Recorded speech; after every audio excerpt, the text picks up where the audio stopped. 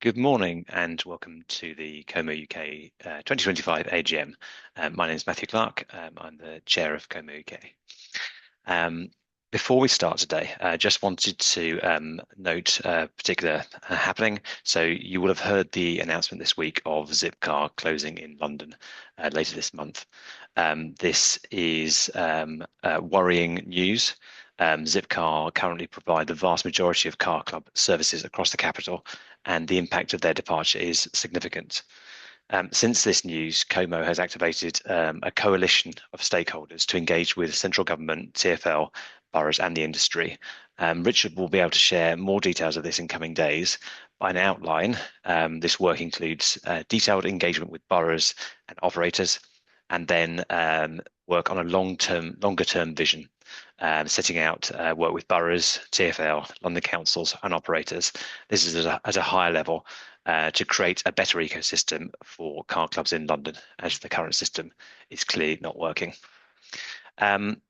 Just before we get into the main of the AGM, it's important to note that whilst obviously this affects users of services in London and the sector, we also recognise the impact of all the staff at Zipcar.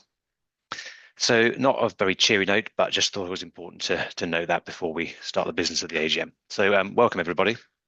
I'm going to move through to the main business of the AGM. So the agenda today, first of all, I'm just going to summarise who is eligible to vote, and that will be the membership of CoMoUK. We'll need to approve the minutes of the previous AGM. We have 3 trustees who's effectively, after a period, people can either step down or be re-elected. So we have 3 trustees who are seeking re-election. I'll vote on that. I'll then pass across to our treasurer to look at the treasurer's report. We will need to have a vote on reappointing the auditors. And then finally, I will provide an update of the activities of CoMoUK in recent months. Depending on our treasurer, he's had an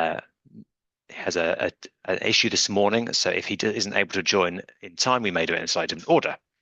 So let's get going. So just to remind those of you who've not been to an AGM before, we require a number of votes on a number of things. The people who can vote include accredited operator members, include associate members, and those people who are friends of CoMo. We call them the £1 members. If you're not in one of those categories, you won't be able to vote today. If you do want to join or want any more information, then do feel free to get in touch via the website, and the email is there. Just for practical purposes, the way of voting is if you look at the bottom of your screen in Zoom, there is a react button, and you can click on that. There's a raise hand button near the bottom. What I'll be doing is I'll be asking people to raise their hands for or against votes. So I'll just be pausing as we do that. So if we go back to the next slide. So these are the minutes from the 2024 AGM. I'm not going to go through those. They're fairly simple. What I'm looking for is someone to vote to say that they will, we're doing for and against. So I would like to see a show of hands for people who would like to accept the minutes of the 2024 AGM. And seeing the hands going up there. So I'm going to let Jill count those hands. I think it's probably the best thing to do. Jill, when you're happy that you've got a count 4, if you can just let me know.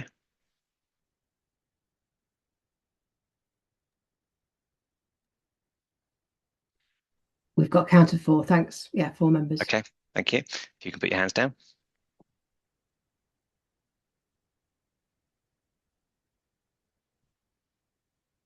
Okay, thanks. And any against approving the minutes of the 2024 AGM? Okay, thank you. I think that one is passed. So if we go to the next slide. So this is with regards to re-electing trustees. So there are three trustees for re-election this year. So those are Kate Gifford, who is currently the vice chair, Martin Hill, who is the treasurer, and myself as the chair. So in the same way, I'm going to go through for each candidate, and I'll need hands for and against re-election. So if we can go firstly for Kate Gifford, if I can have hands for re-electing, please.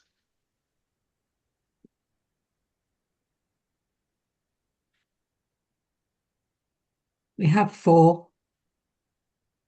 Okay, thank you. If you could put the hand down.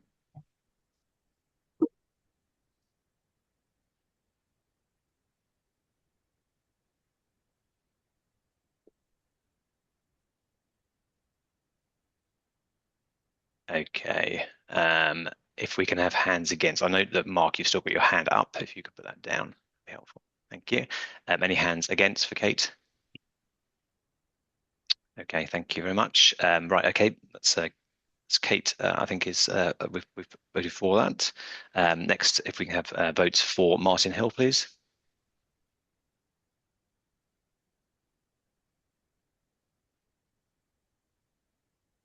We have 4. More than 4. 5. 6. Okay, 5. thanks very much. We've got hands down. And any votes against Martin Hill? Okay, thanks very much. And finally, Matthew Clark, votes for, please.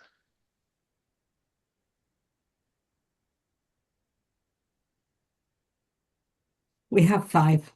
Okay, thank you very much. Put hands down.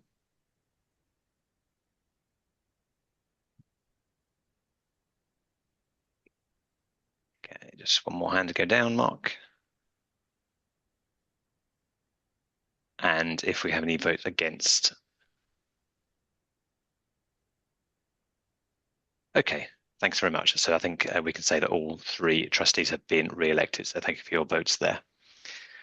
Okay, I can't see if we have a treasurer here. I don't think we do yet. So what I'm going to do is I'm going to move through this section, and when Martin is able to join us, we'll go through the accounts then. Bear with me. Okay, so for those of you who have not been to the AGM before, this is an AGM for the last financial year. However, when reporting on the activities, it makes more sense to talk about the calendar year, as those are the things which have been happening more recently. So this report is from the period from January 2025 until the present day. So, as a reminder of CoMo UK's roles, there are a number of things that CoMo is there to do, and the slides will cover these different areas. So the first is advice and support across the industry. Second is knowledge sharing and events. The third is providing guidance documents. Closely linked to that is research on specific topics. Then delivery of specific projects, and we'll touch on some activities there. Influencing policy, both at a national and regional and local level. And finally, setting standards in the industry. So we're just going to touch on each of those as we go through. So in terms of advice and support, CoMo both provides advice in the form of forums and webinars, and those are provided to local authority members and in various groups, which we'll talk about in a moment. But a growing area of work has been consultancy support for local authorities, and as such, CoMo has provided support for 10 authorities since the beginning of the year. And that's included Sheffield City Council, looking at work to help them to develop their car club network, and work for Cambridgeshire and Peterborough Combined Authority, looking at a strategy for developing mobility hubs, and also Transport East, a review of shared transport more widely. you can see there there's been a range of online forums that have been attended by between 30 and 50 authorities, depending on the forum. Bi-monthly webinars attended by between 50 and 60 authorities and members, and themes there have included integration across the railway, success factors in shared micromobility, and disabled access to car clubs. And then I'm sure many of you get the quarterly newsletter. Over 600 people regularly open and read those newsletters. So the next area which CoMo sort of works on is knowledge sharing and events. And you can see here the range of knowledge sharing and events which happen. So the frequency of these is really kind of led by sort of appetite from authorities. You'll notice that the shared e-scooters is a more frequent session than some of the others. I guess being trials and also reopening of those trials has meant lots of discussion from authorities and the need for that to be more regular. But you can see there that the forums are for authorities only. Then there are webinars which are open to a wider group of people, and then open events. And we'll be talking a little bit about how the annual conference will be happening a little bit later. So just to talk a little bit about the events that which have happened over the past year. So in September 2025, CoMo held a Mobility Hub Roadshow. It was at the UWE campus in Bristol. One of the reasons for it being there is that UWE is home to one of the West of England mobility hubs. I think you can see a photo of it on the screen there. It's part of the university campus alongside bus interchange area there. So around 65 people attended, included presentations on different authorities and their progress delivering mobility hubs.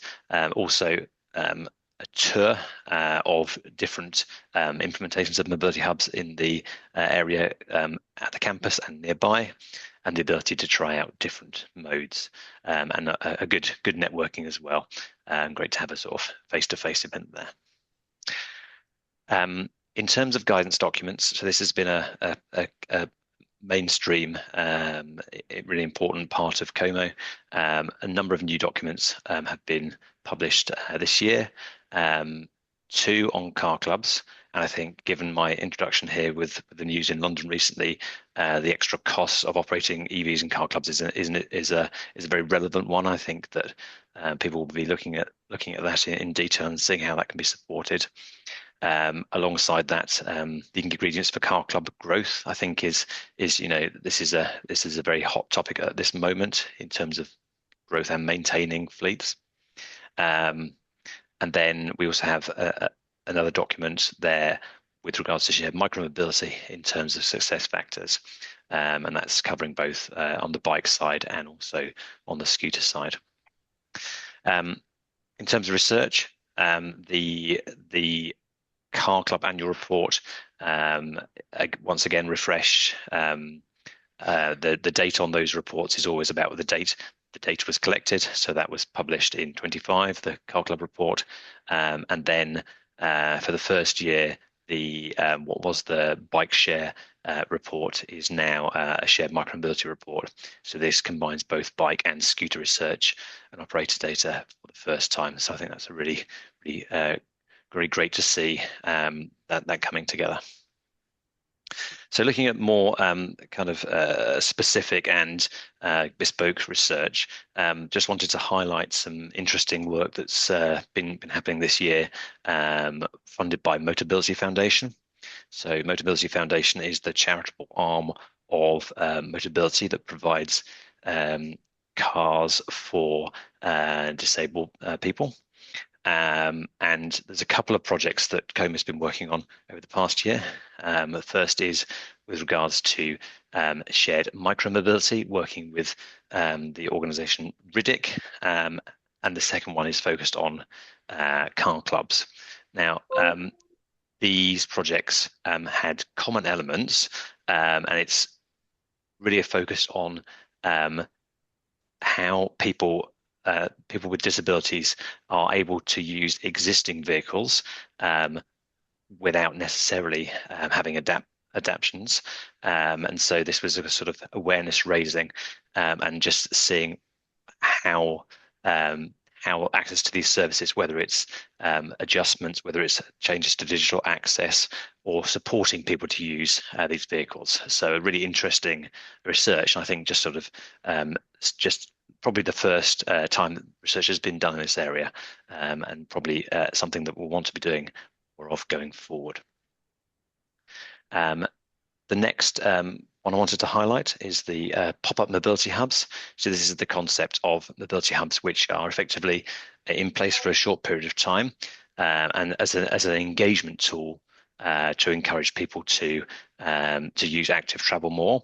And those sorts of engagements can include, for example, led rides, and led walks, and also sort of instances of doctor bike where somebody's there to help mend individuals' bikes and perhaps get them back on the road. So in terms of the pop-up mobility hubs, there've been a number of phases. Phase 2 ended in March this year, which was up in Inverness and Glasgow. Phase 3, which is ongoing, has been working with SPT, Strathclyde Passenger Transport, TAC Trans and Sestrans, so the regional transport bodies in Scotland. And since March 25, the mobility hub has been in 7 locations. And we've had 18 activities, and those activities are, as I mentioned, the likes of led rides, walks, and doctor bike mending bikes. Typically, those hubs are in place for 6 weeks, and typically you'd have around 50 people engaged in those sorts of activities in each location. And the positive sort of outcome of this is that 49% of those people surveyed said they were more likely to walk, cycle, or wheel for short journeys in the local area. So I think they're proving popular. Okay, so talking about project delivery. So this is another project with regards to the use of shared micromobility by disabled people. So this was work in Salford, working with both the shared e-scooter operator and the shared bike operator in the local area, partnering with Cycling UK and supported again by the Motability Foundation. So this was testing different awareness raising methods to try and encourage the use of shared micromobility by more disabled people. This is looking at which initiatives are most impactful in terms of encouraging that use and supporting that use, I guess you could say, and effectively looking at some recommendations on how this work could be taken forward beyond this relatively small geographic pilot. So that work is ongoing, and the report we're looking forward to publishing earlier next year. So just to say a little bit more there, some of the awareness raising methods have included the use of social media, and building relationships using local networks, and also engaging users, considering whether digital training or actual on the ground training with in person with specialist trainers is more effective.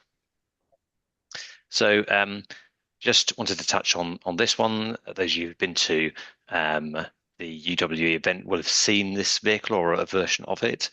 This is a vehicle that is specifically designed to enhance the stability.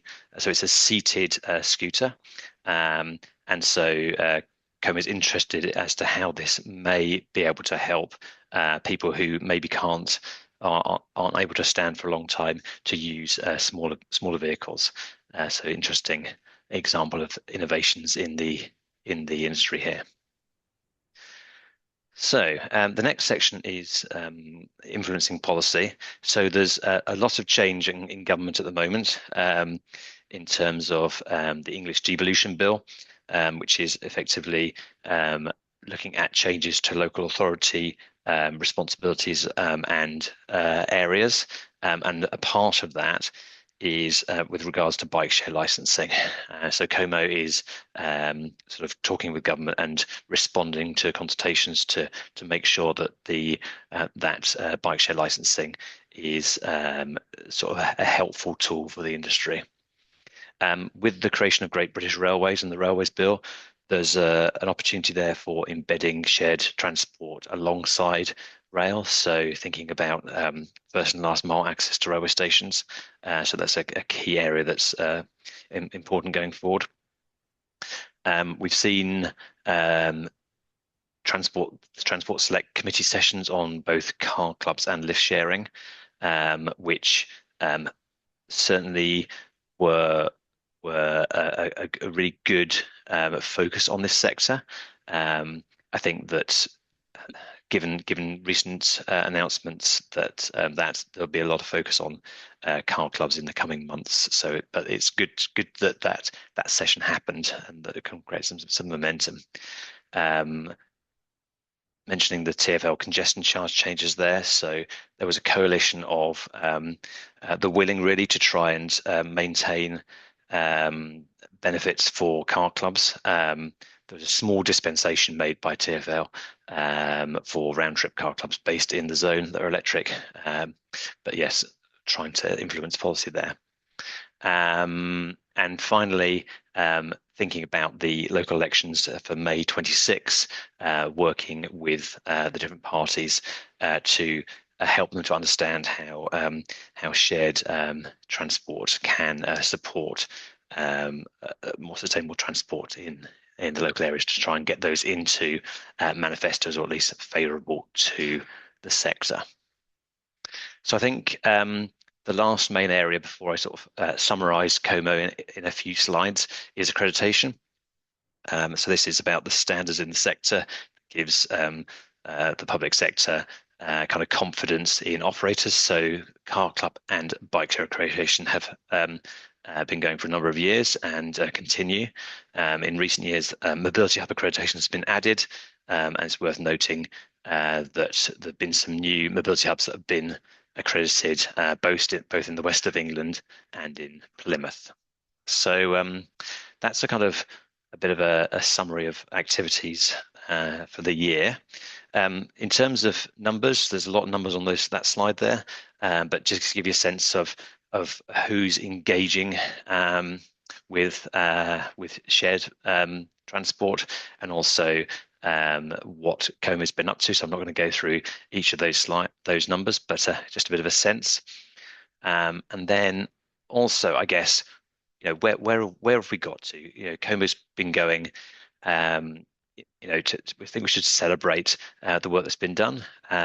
So a number of years ago, we've now got 4 maps here with different things: cars, bikes, scooters, and mobility hubs. Over time, those maps are ever evolving, but I think it's for every setback, I think we do need to remind ourselves that this is a growing sector, and it's all those involved that are helping to deliver what we see on the ground. So just wanted to highlight the CoMo Shared Transport Conference. This will be a face-to-face event, which it hasn't been for a number of years. Thought it was important to bring people together. It's going to be in London on the 25th of March 2026.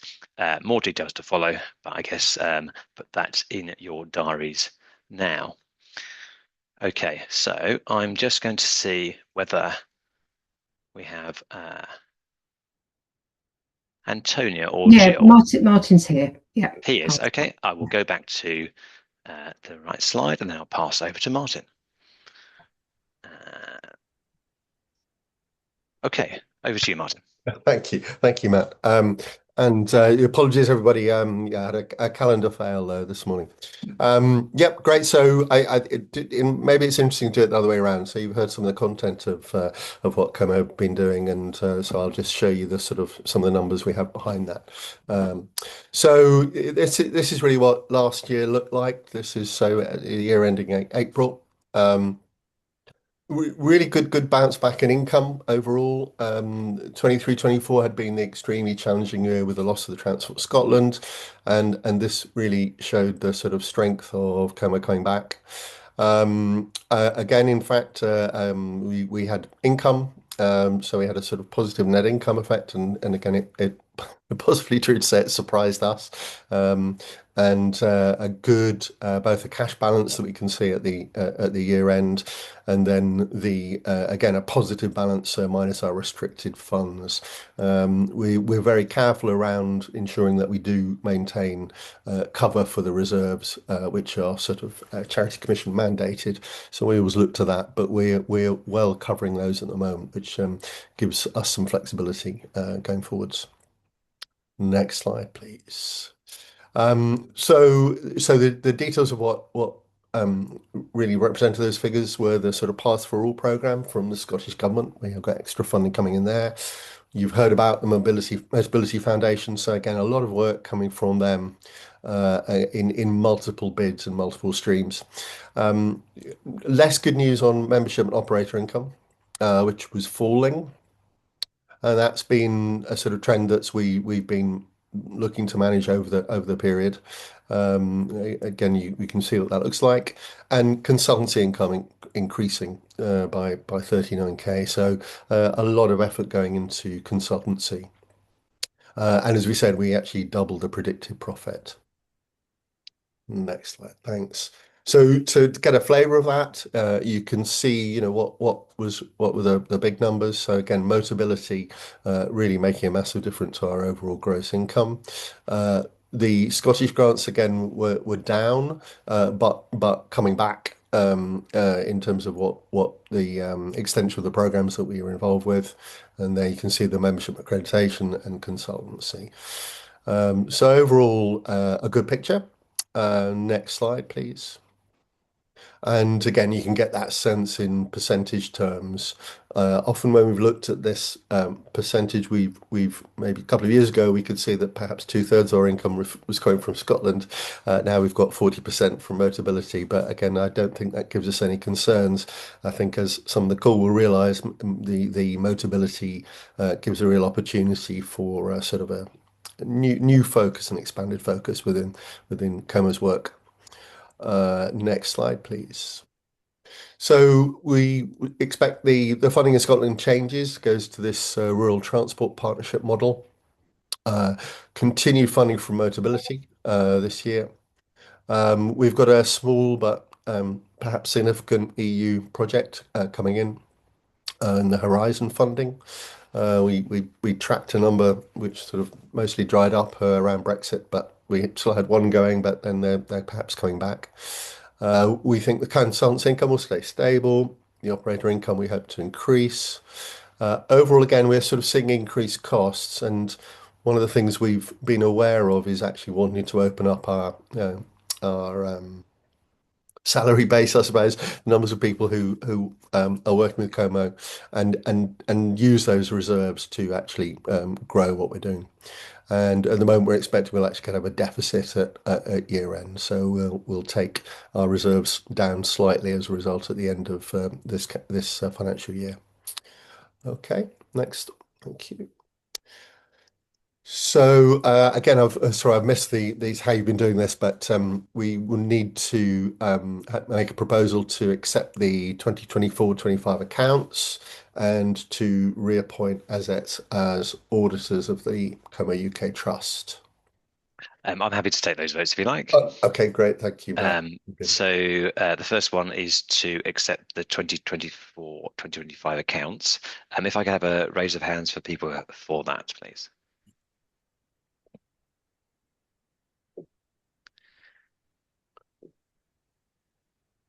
Okay, just pause whilst we capture that number. Are we okay with that? Yes, we have 5. Okay, thank you. If you can put your hands down, please. Okay, anybody against accepting the 2024-2025 accounts? Okay, thank you very much. And the final vote is to reappoint Assets as the auditors of CoMo UK Trust. So if I could have votes for reappointing the auditors.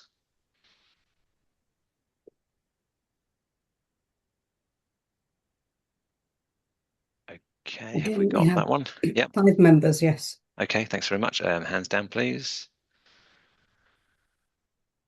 Thank you. And any votes against reappointing as it says auditors?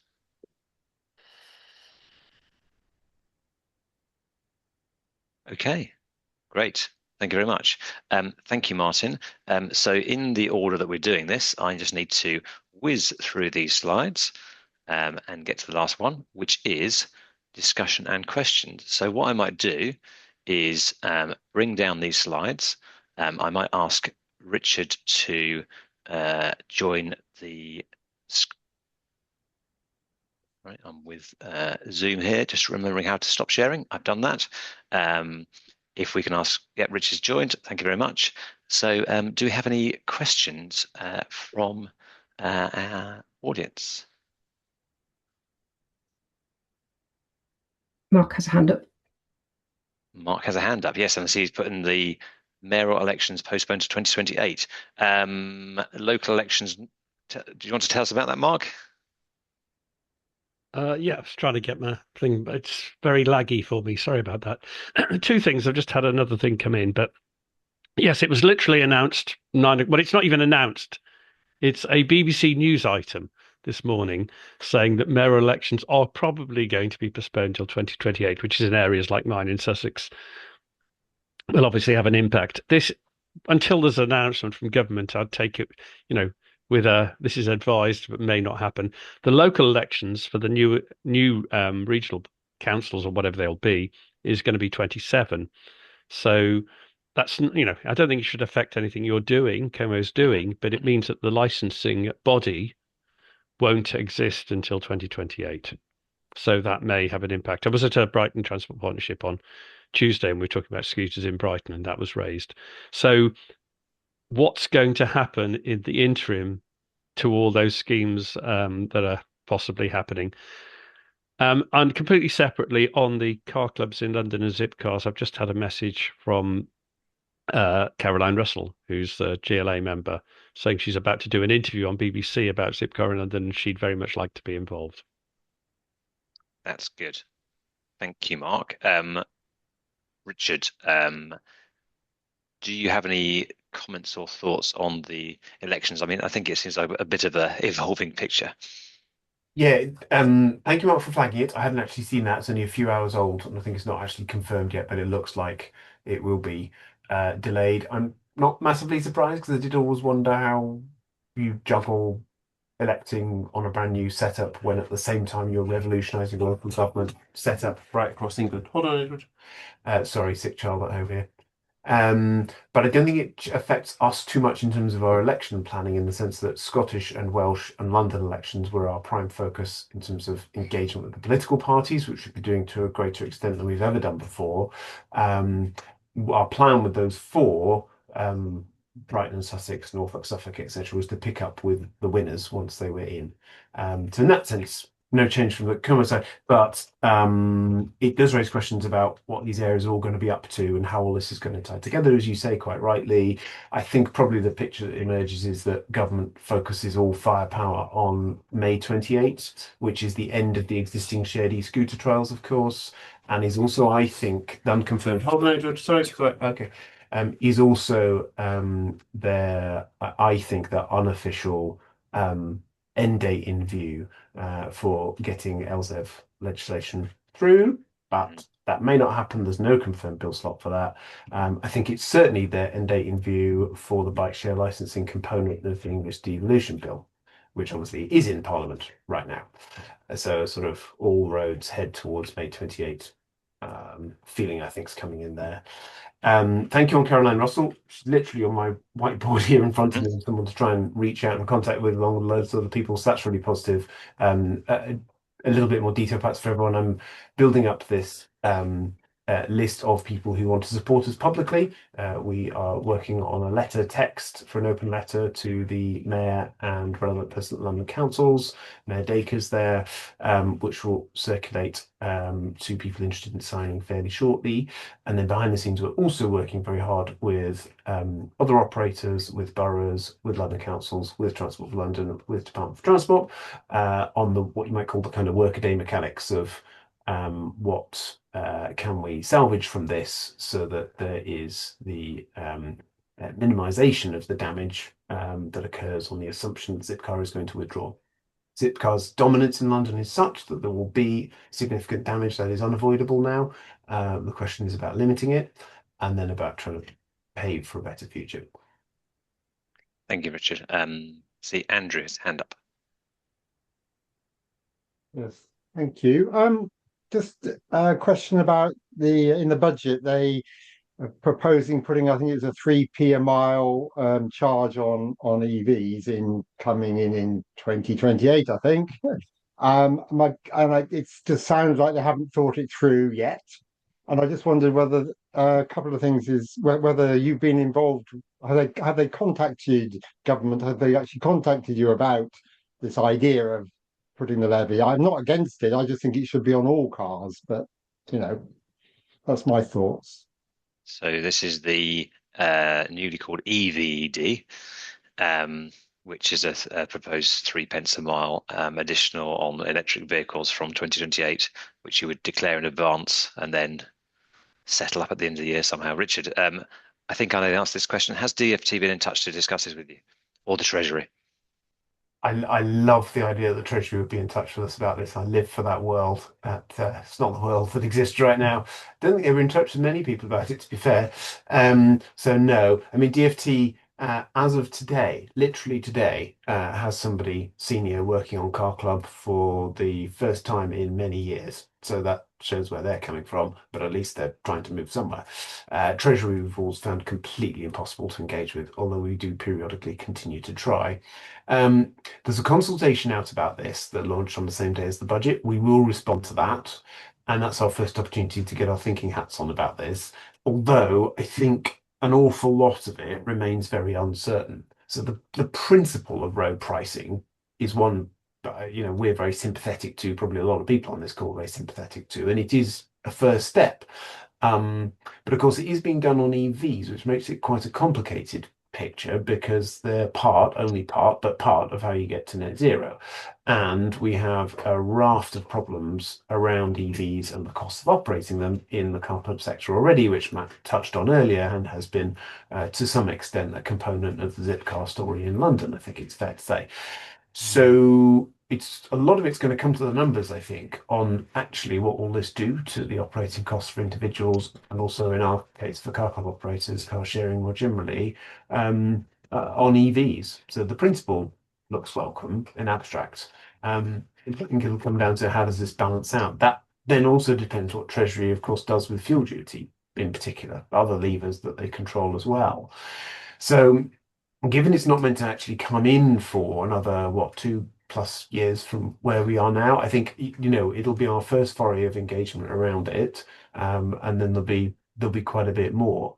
I think there's probably something to welcome in it, though, in that there's, a step has been taken there that every previous government shied away from. So in that sense, perhaps there's something that, fits logically with the government agenda we want to try and help them create, which is about understanding the car in a different light and not just defaulting to car ownership all the time, but understanding there are other ways in which people can access the car, and indeed that then plugs straight into public transport, taxi travel, and so on. So maybe this can be a step on that road.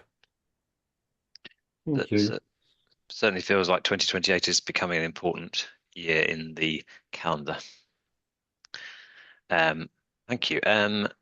Do we have any other questions for CoMoUK or comments?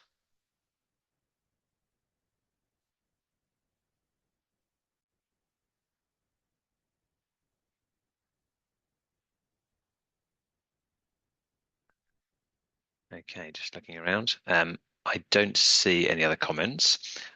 So I guess hopefully you've learned something today that you didn't know CoMo did, or something there that you maybe want to know a little bit more about. There's an awful lot of information that we've described is in the form of research reports and so forth on the CoMo website. So do have a look at that if that's interesting. I think that Antonia put in the chat as I was speaking earlier, a link to the recent pages regarding the Zipcar announcement in London, and also how you can join if you are not a CoMo member at the moment.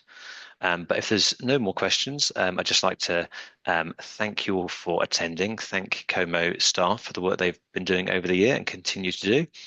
And on that note, I will close the AGM. Thank you very much.